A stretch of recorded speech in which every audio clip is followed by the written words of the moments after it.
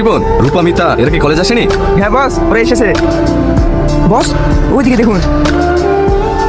Wow, এই সাথী, তোর আসতে এত লেট হলো কেন?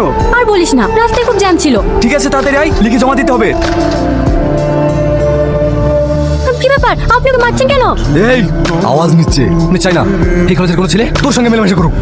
আমি কার সাথে মিশবো না মিশবো সেটা আমার ব্যক্তিগত ব্যাপার, তুই বলার কে? তোকে আমার ভালো লেগেছে, তোকে আমি চাই। তোর ভালো লাগে না লাগে কি যায় আসে? তোর মতো ছেলেকে আমি ঘৃণা করি। এই ওকে মারতেন কেন? ছেড়ে দেন, ওকে ছেড়ে দেন। হ্যাঁ, ওকে আমি ছেড়ে দেবো, শুধু একবার বল আই লাভ ইউ। হ্যাঁ আমি বলছি আই লাভ ইউ, এবার ওকে ছেড়ে দাও।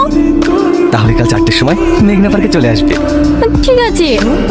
কি ব্যাপার, তোমরা কারা? বলার কারণে এইভাবে বাড়িতে ঢুকে পড়ছো? আপনার মেয়ে কোথায়? আমার মেয়ে কোথায় গেছে না গেছে তোমাদের কেন বলবো? এই বুড়ি, ভালো ভালো বলছি, তোর মেয়ে কোথায় বলে দে, না হলে তোর এই অসুস্থ স্বামীকে। আমার স্বামীকে ছেড়ে দাও, আমি বলছি। কি রে সাথী, তুই এখানে মন খারাপ করে বসি কেন?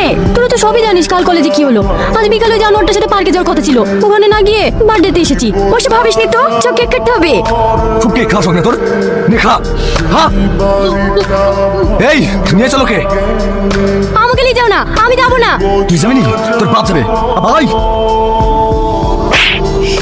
তুমি মানুষ না জানোয়ার।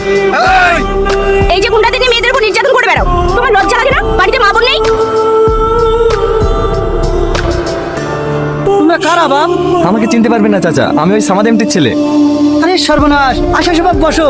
এই গরিব মানুষের বাড়িতে কি মনে করি বাপ? বলতে গেলে চাচা, আপনার মেয়েকে আমার খুবই পছন্দ, তাই বিয়ের প্রস্তাব নিয়ে এসেছি। এ তো খুব খুশির খবর বাপ, কিন্তু তোমার বাপ রাজি হবে তো? হ্যাঁ হ্যাঁ, রাজি হবে, আবার এই বিয়েতে মত আছে। তোমার আবার মত থাকতে পারে, কিন্তু এই বিয়েতে আমার মত নেই। এই বুড়ি, এইসব কি বলছে রে? হ্যাঁ আমি ঠিকই বলছি, এখন এই গুন্ডা বদমাইশগুলোকে বাড়ি থেকে বেরিয়ে যেতে বলো। তোর মতো চরিত্রহীন ছেলেকে আমি বিয়ে করবো তো ভাবলি কি করে?